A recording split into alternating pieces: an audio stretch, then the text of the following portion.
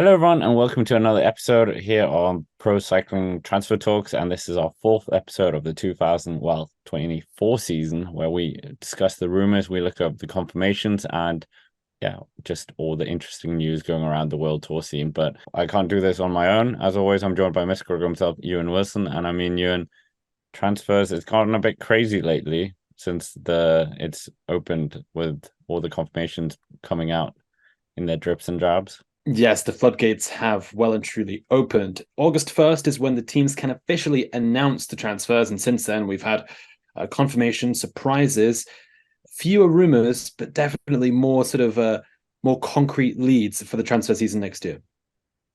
But we might as well start off with like a team we've been very interested with this transfer season. Plenty of confirmations out, nothing really coming in. Ineos Grenadiers, Ewan. We spoke about them on the Echelon Cycling podcast about the rumor of the merger with Soudal Quickstep. But yeah, where are they right now with everything? Well, that's the big question here. Lots of people sort of questioning Ineos and where they're going to be next year. They have not announced any riders incoming, despite all the pressure for Remco Evenepoel and that rumor that we've discussed at length here on Transfer Talks in episode 3 and also over on the Echelon Cycling podcast. There is one sort of hopeful seed here in the Ineos tree, which I'll plant before we dive into the people leaving or the transfers we thought were coming but aren't coming. Is Carlos Rodriguez. We spoke about him in episode 3. We've spoken about him in the past as well on Transfer Talks, also in the Echelon Cycling podcast. There's been a year-long rumor of him going to Movistar from Ineos Grenadiers. However, after the Tour de France, it's now looking like Rodriguez could be staying at Ineos. This rumor has been building and building since that final week of the Tour de France. And now Gazzetta dello Sport's Ciro Scognamiglio tweeted saying that it is 80% likely that Carlos Rodriguez will stay at Ineos Grenadiers next year. Scott, opening with that one, Rodriguez not going to Movistar, an awful lot of hot air over the past 12 months. Yeah, it's at times really, isn't it? We discussed at length how he really would have fit it into Movistar, but Ineos Grenadiers after that performance at the Tour de France, I think, yeah, that's almost as good as a signing keeping him, if not better. Yeah, exactly. At this point, it feels like a signing. Now let's go to the other side of the coin and the rumors that we've been talking about early this year that don't seem to be coming into fruition. There seems to be a common theme. These rumors that we had of riders moving to Ineos Grenadiers are now falling through. First of all, let's look towards Tobias Foss. We spoke about him in the first episode of Transfer Talks this season. It's been pretty well known now for most of the season that Tobias Foss will not be staying at Jumbo-Visma. However, the Norwegian press are now saying that Tobias Foss is no longer linked to Ineos Grenadiers. That opens up more avenues. I believe in episode 1, we spoke about Israel Premier Tech being an option for Tobias Foss. It's very bleak outlook right now on Tobias Foss, as with Ineos Grenadiers, like you were saying. But there's more. Carlos Barona as well, one of the few riders coming in this season. We were led to believe that deal has also fallen through, as has the Victor Lafay move that we spoke about in episode 3, the last episode of Transfer Talks. It looks as though Victor Lafay might actually be staying at Cofidis, despite big interest following a breakthrough Tour de France. Obviously, yeah, okay, so they're missing out on key targets, but the confirmation since last time as well. Ben Tollett out, Danny Martinez, we spoke about that rumor a lot. That came through confirmation. Theo Gegenhardt confirmed as well. So like a lot of big riders going out the door, and one of your favorites, Pavel Sivakov as well to UAE. That was a big loss. Yeah, I don't think I quite realized how many riders that were until you went onto that list, but that's an awful lot of riders leaving the squad. Do bear in mind, last year, for instance, Ineos Grenadiers announced a lot of their transfers towards the end of the season, towards the autumn time. So bear that in mind, that Ineos were late to the party last year, but given that there is really no incoming transfer gossip for Ineos Grenadiers, it is slightly worrying. The only one being Remco Evenepoel, and he doesn't even believe it. Yeah, that's true. It is quite worrying this late as well. How many riders are still available on the market as well? Are they getting swept up? Even Ben Wiggins is gone now, so they can't take him. But we might as well move away from Ineos Grenadiers for once. No Remco Evenepoel talk really, as we said, but we mentioned them, so I guess that counts. Lidl Trek, that connection point there being Theo Gegenhardt, and I mean being the confirmation from Ineos Grenadiers. And Ewan, they've really gone for a shopping spree of late. Exactly that. They have, it's a supermarket sweep of everybody on Really, the are we transfer just gonna go market. for It's low hanging fruit, you could say. like an aisle Um, four? but there are a lot of, not even rumors, confirmations at this point. They are the kings of the transfer season. Let's dive into it. The headline here is Theo Gegenhardt. That was a rumor for a while. We spoke about it in the first episode of Transfer Talks this year. We didn't think it was plausible at the time, but it's actually happened. And he seems really excited for this deal to come through. The other big headline is the Maglia Ciclamino winner this year, Jonathan Milan of Italy. He's coming across with many Italians, despite the fact the team have lost their Italian title sponsor of Segafredo. It looks like Lidl Trek are just harvesting Italian talent here. Add into the mix Andrea Bajoli from Soudal Quickstep, who recently won a stage of the Tour of Wallonia. Also Fabio Fellina, who was at the team a couple of years back. Let's remember that. And finally, Simone Consoni, Olympic gold medal winner in the team pursuit and a sort of road star in his own right, a winner of a stage in the Middle East at the beginning of this season. Then you add in the riders who aren't Italian into the mix. Patrick Conrad confirmed. We spoke about that in the other episodes, as well as Ryan Gibbons. I think we alluded to that one in episode 3 of Transfer Talks. So Scott, this is an awful lot of riders. Let me count: 1, 2, 3, 4, 5, 6, 7 confirmed. Yeah, quite a restructuring as well of the team. Just showing like they are building around the Theo Gegenhardt project to some extent. Do you think they've strengthened their team? Do you think they've added value to the team with these signings? And I should also factor in, I forgot someone who's moved mid-season. Maz Pearson's brother, Martin Pearson, Oh has yeah, also yeah. jumped into the squad. But I mean, that was a mid-season transfer that no one saw coming. But they've definitely strengthened the team. A lot of really good signings, I think. And at this point, we should probably mention the Lidl development team, which is launching for the 2024 season. It's taking on a bunch of new talent. They actually announced just a full roster the other day. An exciting couple of years look on the horizon for Lidl Trek. Where are they going to go from here? Well, as often happens when we record a transfer talks, the world has moved on, and Ewan, this is one of the big Galacticos as we talk about normally. And who is it, and what's the story here? Well, exactly that. A day after we actually recorded the bulk of this episode, this bombshell gets dropped. Primož Roglič linked with a potential move to Lidl Trek, according to Escape Collective, their editor-in-chief, Kaylee Fretz, releasing the story that Roglič may be moving across. Not this year. The article is pretty pragmatic. Roglic's team is very pragmatic. Roglic's agent, Mattia Gali, was actually contacted as part of the piece, and he said that it was a little surprised about the speculation surrounding Primož Roglic moving to Lidl Trek. The Lidl Trek team manager has said that they've gone from being one of the bottom third of pro cycling budgets now to being one of the top third, up in that top tier. And he indicated that a Roglic signing would be a good fit, but reiterated the hurdle that is the rider's current contract situation and would not directly confirm that talks have taken place between Lidl Trek and Primož Roglic. Quote, this is all hypothetical. As we know, Primož has a contract for next year with Jumbo, but of course, it's evident he would be a great fit for our team. A rider with his Palmares and racing craft would really align with the vision we have for the team. So, Scott, that's the latest chapter in what has been another turn in the Primož Roglic transfer story.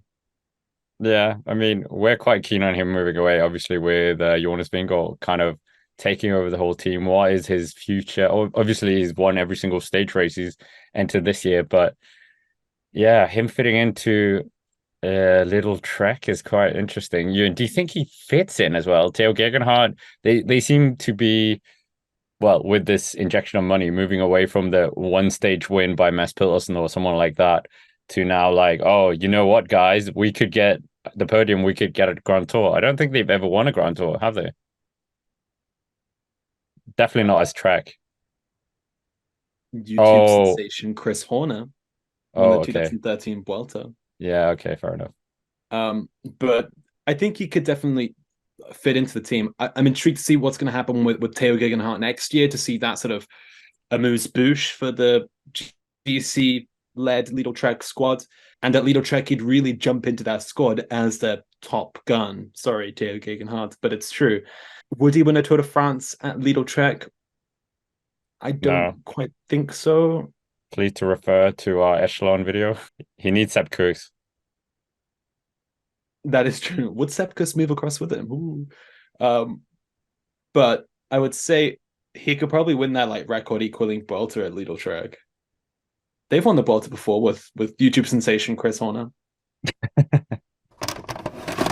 Yeah, I mean, speaking of Ineos Grenadiers, former riders, Mikel Landa, Ewan, big story here, him joining Soudal Quickstep to try and, I mean, strengthen their GC team for Remco Evenepoel. 2-year contract as well. I was bamboozled when I first read about this rumor. I didn't think it would happen. Is Landissimo dead? Maybe because he's now going to be a domestique. I like Landa, but I think ever since he was at Sky, I don't think Landa as a domestique has been super strong. But it could make sense if him and Remco get on and work well together. Then it could be quite a dynamic duo. But at the same time, are they going to harmonize, or are they going to be singing in different keys? That's the one sort of worry I have. I mean, you kind of need to do this kind of thing to fight Jumbo and UAE. Yeah, and they also lost Michael Storer, who was another big transfer target for them. He's now confirmed to go to Tudor next year. So they lost him. We don't really know what's happening with George Bennett, who was another big target for the squad next year. But Landa has pulled through. 2 years of a contract, surprising for this squad who usually give shorter contracts, but they definitely believe in Landa. And even in the announcement video, they mentioned him being a domestique for Remco. So I guess they have a clear vision for what they wanted to do. Know your place. Well, we might as well keep on the theme of Quickstep. Former rider Sam Bennett. You're a fan, Ewan. What's the story with him? We've had quite a drama going on, a saga, if you will. So this all happens with the sort of fallout from him not making the Tour de France squad at Bora Hansgrohe. He's out of a contract next year. Then we were led to believe that he was going to Human Powered Health. Now we'll swing into that one, do a quick flyby visit for this headline that Human Powered Health, the American Pro Continental squad, or Pro Team as they're now known, that will be folding, at least on the men's side next year. The women's team will still be there, but Human Powered Health have actually told their riders to look for contracts elsewhere for next season. So the likelihood of that happening is zilch, really. So the new rumor that we're having from Ciro Scognamiglio and Daniel Benson, the two big transfer gurus of cycling Twitter, is that Sam Bennett is heading over to AG2R Citroën. Very interesting indeed. AG2R, I don't think I've really had a good sprinter since Jan Kirsipuu. Correct me if I'm wrong in the comments, but Samuel Dumoulin. Yeah, I guess you could say that. Yeah, no. But this will be an interesting signing. Sam Bennett actually trained in France. He used to ride for Française des Jeux back in his development days, and it makes sense. Does it though? Who's going to lead him out? Ben O'Connor? Yeah, true. Not Clément Venturini. He's now confirmed to be going to Arkea, who was probably their second best sprinter. I didn't really know. Yeah, so it's a hard one, isn't it? Yeah, who's the lead out man? Yeah, but he could sweep up like Coupe de France prizes. Like he could go to the Boucle de Charente-Maritime or whatever it's called and win that and hoover up World Tour points. Not a bad life. Yeah, it's all right. I mean, you can still be 37 and win Coupe de France races. But it's true. Yeah, we might as well move on to a team that, well, they weren't really linked with them. Israel Primož, Ewan. We're big fans. They've unleashed some signings or released some signings. One that was quite Ethan Vernon, which really caught me off guard. But yeah, Ewan, what signings of Israel Primož? Is there a long list? 3 big sprinters, really. 2 big sprinters and 1 great lead-out man.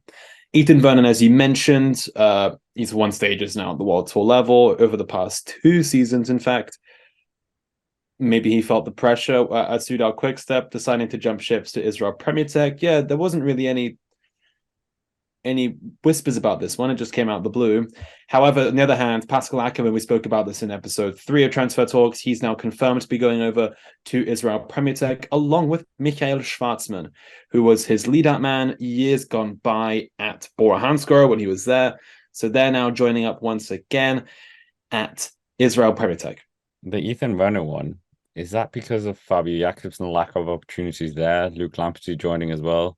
Remco Evenepoel, obviously, that takes away a lot of opportunity as well for a sprinter. But then Pascal Ackermann here now, so For Vernon, yeah, I guess just similar. Have we seen Ethan Vernon at a Grand Tour yet? I don't think so, no. Yeah. So in that case, he's probably going to get a Grand Tour start with Israel. So that's a big bonus. If they help him as well, do the track side as well. Like when Derek Gies at Israel Premier Tech does the track as well as the road. Maybe that also factors into it because Vernon is one of these multidiscipline riders. Yeah, that's very true. We might as well move on to Astana. This one's very interesting. We were well talking about shock confirmations. Ewan, who did they announce? Quite interesting. Two big shock ones. Let's begin with probably the bigger name. Tour of Slovenia stage winner this year and former That's not polka dot him. jersey of the Tour de France. Sorry. Ida Selling from Bora Hansgrohe going to Mm, Astana. This was bananas. I had to sort of check the tweet twice to see if it was one of those fake accounts online trying to get clout. The other rogue one, Anton Charmy of Uno X Pro Cycling, the Danish rider who was it the Strava KOM challenge that he burst through at? the Taiwan KOM, yeah, he won it very young as well. But he's now confirmed to be going to Astana next year, which is surprising given that I don't know, he got Tour de France out with Uno X. We thought he was going to develop through their ranks and be part of their big ambitions on the World Tour level. One signing that we weren't too shocked about, we spoke about it in episode 2, I think, of Transfer Talks, Lorenzo Fortunato. That has been confirmed actually the week of upload, as well as Max Canter, that's been announced as well. Max Canter, who is at Movistar, he's a sprinter for reference, if you forgot what his characteristics were like, which could be a sign of other things to come. Remember, Case Ball has extended with Astana Kazakhstan next year, and we await the potential extension of one big sprinter, Mark Cavendish. So, Scott, four confirmations, two big surprises. What do you think? Yeah, I think it's quite a good addition. Well, we said it as well. Astana's kind of not really hit the mark this year. Yes, Mark Cavendish has won the Giro d'Italia stage, but compared to the Astanas of previous years, they're nowhere. So it feels like a rebuild process for them almost. But anyways, we might as well finish up with DSM. Firmenich. Yeah, you're in quite some interesting signings going on here. One of our favorite riders returning to the team as well. Yep, that is Warren Barguil of France, former Tour de France stage winner, former Vuelta stage winner, former French national champion. He's done a lot of things. A lot of them were at DSM back in the early 2010s. That's where he won his first Grand Tour stage, and his the last Grand Tour stage he won back in 2017 was with DSM. And he is moving back to the squad, which is interesting to see. A bit like John Degenkolb, who moved back last year as well to DSM. It's sort of like a yin and there's like a duality thing at DSM. It's like either young 20-year-olds or these guys in their 30s coming back for their last dance. It's like nothing in between. Speaking of the in between, Harm van Houke, who's at DSM at the moment, will be leaving next year. Hasn't quite clicked, and his contract has been severed early. This seems to be a long-running trend at DSM that we've noticed. And finally, the big one is that Fabio Jakobsen has been confirmed to be moving to DSM Firmenich next year. Yeah, huge signing. We've spoken about it so many times. And Warren Barguil, hopefully, last dance, as you said, can do something. But he's not been great this season, to be honest. He needs a Giro stage win. Yeah. To finish the collection. Is there anyone else you can think of? Arnaud Delis, favorite of the podcast? Yeah, Arnaud Delis has extended now through to 2026. A couple of interesting signings over at Arkea Samsic in the French scene. Well, they confirmed Arnaud Demar's mid-season move as well, which we spoke about as a rumor, but for next year, but we didn't realize it would happen. So from August 1st, Arnaud Demar is now a rider for Arkea. He's actually been competing for Arkea already this season. Also, they confirmed Vincenzo Albanese, the Italian sprinter from Eolo Cometa, who we believed was going to EF. That did not happen. He's going to Arkea, as is Clément Venturini, the French national cyclocross champion, as well as Laurens Eus of Intermarché Wanty, rode a really strong Giro d'Italia and he's moving over to RK next year. They're also losing the current Ukrainian champion, Andriy Ponomar. He is, he's left the team mid-season, actually. Also, Stefano Oldani of Alpecin-Deceuninck, he is rumored to be moving to Cofidis next year. Under the radar signing with that one. In terms of Israel Premier Tech, we now have the confirmation that Giacomo Nizzolo is heading across to Q36.5 next year, as is Frederick Frison from Lotto Destiny, who had a strong classics campaign this year. I'm really excited to see how this one's going to go. Now let's go to a sprinter in Max Walscheid, who's announced that he's going to Jayco Al Ula next year, as well as, Scott, I would say one of the most surprising ones of the year, Sven-Erik Boström has announced that he is going to Groupama Française des Jeux. Yeah, that caught me by surprise quite a bit. And with that, I would say that's definitely the end of what's been a busy confirmation couple of weeks. Yeah, make sure to comment down below, hit the like button, comment down below what you think of the transfers as well. Is there any transfers that we missed out as well? And any rider that you kind of think that Ineos Grenadiers should be signing that isn't called Remco Evenepoel or Primož Roglič? But yeah, with that, thank you very much for watching. And of course, as always, we will see you around.